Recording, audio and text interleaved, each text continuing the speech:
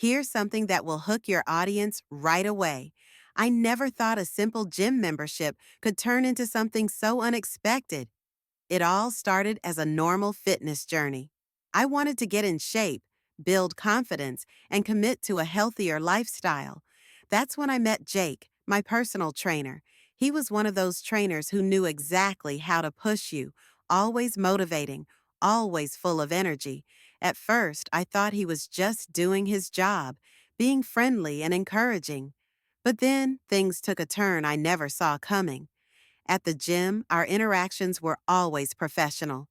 He corrected my form, gave me workout tips, and made me feel like I was making real progress. We'd have small talk here and there, but nothing too deep. I didn't think much of it until the first late night text came. I remember seeing his name pop up on my phone and assuming it was a reminder about my next session, or maybe some fitness advice. But when I opened it, my stomach dropped. It wasn't anything outright alarming, but it was unusual. He sent a message that felt way too personal, something that didn't quite fit the typical trainer-client dynamic. I read it over a few times, trying to convince myself that maybe I was just overthinking it. Maybe he was just being extra supportive. But then more messages followed, and with each one, the line between professional and personal started to blur. I wasn't sure how to respond. Was I imagining things? Was he just being nice, or was there something more to it? Part of me felt flattered. He was charismatic, charming, and clearly knew how to make people feel comfortable. But another part of me felt uneasy. Why was he texting me this late? Why did his words feel different from the way he talked to me at the gym? The real shock came when I saw what he sent next. That was the moment I knew this wasn't just casual conversation. My heart pounded as I stared at my screen, completely unsure of what to do. I felt a mix of emotions: confusion, curiosity, even a little fear. Was I reading too much into this? Or was my trainer crossing a line I wasn't prepared for? And that's when I realized I had to make a choice. Either I ignore it, pretend like nothing happened, and continue my sessions as usual, or I confront the situation head on and risk making things awkward. What happened next? Well, let's just say things escalated in a way I never expected. Keep watching because this story is far from over. I hesitated before replying. My fingers hovered over the keyboard as a million thoughts ran through my head. Maybe I was overreacting. Maybe he didn't mean anything by it. But deep down, something felt off. The way he worded his message, it wasn't just a simple check-in or a fitness tip. It was personal, too personal. I decided not to respond right away. Instead, I put my phone down and tried to distract myself, but I couldn't shake the uneasy feeling. The next day at the gym, I expected things to feel different, awkward even. But when I walked in, Jake greeted me like nothing had happened. He was his usual confident, upbeat self, cracking jokes and giving workout tips. For a second, I wondered if I had imagined it all. Maybe I had read too much into his message. But then, halfway through our session, he brought it up. "So, you never replied last night," he said casually as I wiped sweat off my forehead. His tone was light, but his eyes watched me carefully, as if he was trying to gauge my reaction. I forced a small laugh, trying to play it cool. "Oh yeah, I just got busy and forgot." He nodded, but there was something in his expression that made me uneasy. "No worries," he said. "I just thought we had a good conversation going." A part of me wanted to ask what he meant by that, to get some clarity, but another part of me wasn't ready for the answer. So I brushed it off and focused on my workout, hoping the moment would pass. That night, though, the messages came again. This time, they weren't just casual check-ins. There was something different about them. They felt intentional, like he was testing the waters, pushing the boundaries just enough to see how I'd react. And I couldn't deny it anymore. This wasn't just a friendly trainer reaching out. Then, something even stranger happened. One of my gym friends, Megan, pulled me aside after class. Hey, has Jake ever messaged you? Outside of training? She asked, lowering her voice. My stomach dropped. Why? I asked, my voice barely above a whisper. I started questioning everything. Had I given him the wrong impression? Was I being too nice? Or was he the one crossing the line? I replayed our past conversations, our interactions at the gym, searching for any signs I had missed. The more I thought about it, the more uneasy I felt. She hesitated before answering. Because he's been texting me too. And that's when I knew I wasn't imagining things. Something was definitely off. Hearing Megan say that stopped me cold. I had been caught up in my own confusion, wondering if I was overreacting. But now I knew I wasn't alone. What did he say to you? I asked, my voice quiet but urgent. She glanced around like she didn't want anyone else to hear. Kind of the same thing you just described. Random late-night messages, acting all friendly but not in a normal way. She sighed, crossing her arms. At first, I thought it was just him being nice. But then it got weird. Like, why is my trainer texting me about personal stuff at 11 p.m.? A chill ran through me. This wasn't just about me anymore. If he was messaging Megan, who else was he texting? And more importantly, why? That night, I couldn't stop thinking about it. Was he doing this to multiple people at the gym? Did the management know? And if they didn't, should I be the one to say something? Then, as if on cue, my phone buzzed. Another message from Jake. You've been quiet today. Everything okay? I stared at the screen, my heart pounding. He must have noticed my shift in energy during our session. Did he suspect I was on to him? I thought about ignoring him, but then another message popped up. I hope you're not avoiding me. We're still cool, right? That's when it hit me. This wasn't just about strange messages anymore. This was about control. He wanted to make sure I wasn't slipping away. And now I had to decide what to do next. But one thing was clear. I wasn't the only one caught in this. I didn't sleep much that night. Every time I closed my eyes, my mind replayed the messages, the way Jake acted at the gym, and Megan's worried expression. I kept asking myself, was I overreacting, or was this something I needed to take seriously? But the more I thought about it, the clearer it became. This wasn't normal, and if Megan and I had both noticed it, there was a good chance we weren't the only ones. The next day, I decided to do something I hadn't done before.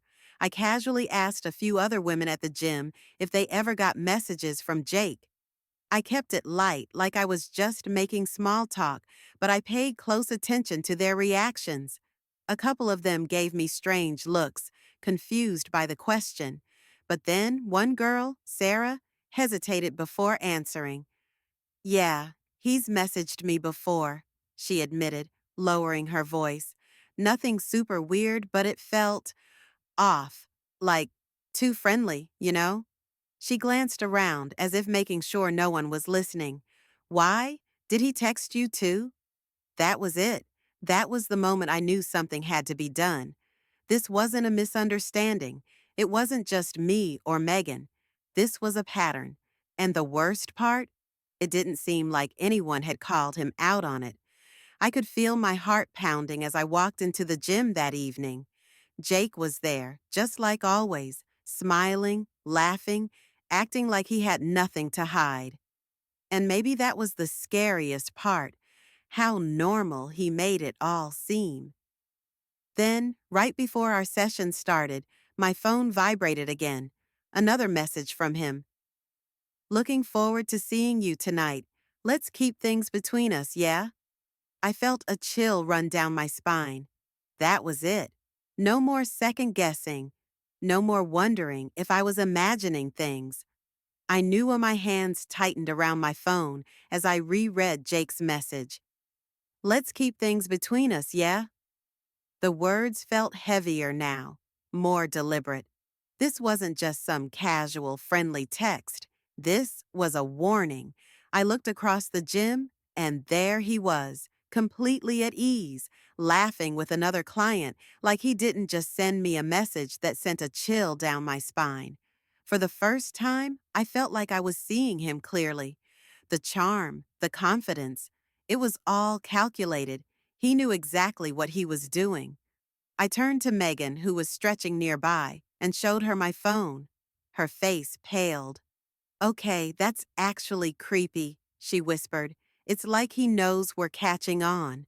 And then something unexpected happened. One of the gym's managers, Mark, walked over. He was friendly with everyone, always around but never too involved. But today, his expression was different. Hey, he said, keeping his voice low. Can I talk to you for a second? My stomach twisted. Did he know? Was Jake on to us? I followed him to a quieter corner of the gym, my heart pounding. I don't want to make you uncomfortable. Mark started, glancing around as if making sure no one was listening. But I've heard from a couple of people that Jake has been overstepping with his clients. I felt my breath catch. Who told you that? Mark hesitated. I can't say, but you're not the only one who's felt uneasy. A wave of relief and fear crashed over me at the same time. We weren't alone in this. Other people had noticed. But if management was aware, why was Jake still here? Then Mark's next words made my stomach drop. We've been keeping an eye on him, he said. But there's something else you should know. He glanced over his shoulder before lowering his voice. You're not the only one he's been texting, and one of the women he messaged, she quit coming to the gym completely. I felt the blood drain from my face. Something was seriously wrong. And now, I wasn't just worried about texts.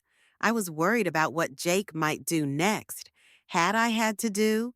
But I had no idea what would happen next. I felt my heartbeat in my ears. If someone had quit coming to the gym because of Jake, then this was more than just uncomfortable messages. What if something had happened that no one was talking about? I looked at Mark, searching for answers. So, why is he still here? I asked, my voice sharper than I intended. Mark exhaled, glancing toward Jake, who was busy with another client. Because no one has filed an official complaint. People mention things, but when we ask if they want to report it, they back out. Maybe they're scared. Maybe they don't want the drama. But without something solid, we can't do much. I thought about Megan, about Sarah, about the woman who had disappeared from the gym entirely. And then I made my decision.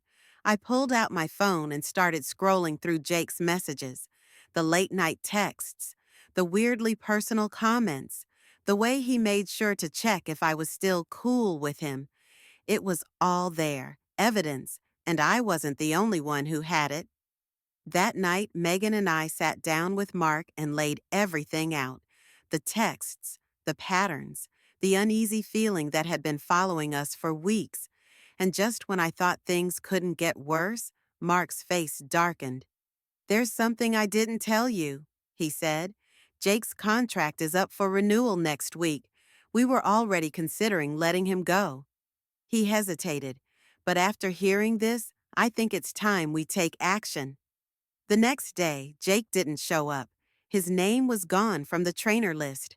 No explanation, no warning, just gone. But the final twist? A message popped up on my phone that night. You shouldn't have done that.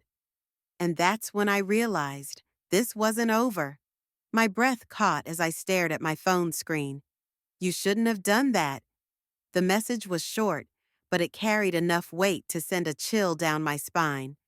Was this a threat, a warning, or just a desperate attempt to intimidate me? For a second, I debated whether to respond, but I knew better. I wasn't going to play his game. Instead, I blocked his number. It felt like the only way to take back control. The next time I went to the gym, everything felt different. There was a strange silence where Jake used to be. No more casual laughter, no more overly friendly comments. Megan and I exchanged a glance, both of us feeling the shift. Other members started whispering, asking where he went, but no one really knew. Mark had kept things quiet, handling it in a way that didn't create a scene. But the important thing was, he was gone. Over the next few weeks, the uneasy feelings started to fade. I felt safer, more comfortable in a space that was supposed to be about bettering myself. And as time passed, I realized something. I had almost let my doubts convince me to stay silent. But speaking up had made a difference, not just for me, but for everyone else Jake had made uncomfortable. One day, Megan pulled me aside, her face thoughtful. You know, if we hadn't talked about it, we might have just let it go, she said. And who knows how long it would have gone on. She was right, and that was the biggest lesson in all of this. If something feels off, trust your instincts. Say something, because sometimes speaking up is the only way to make things right.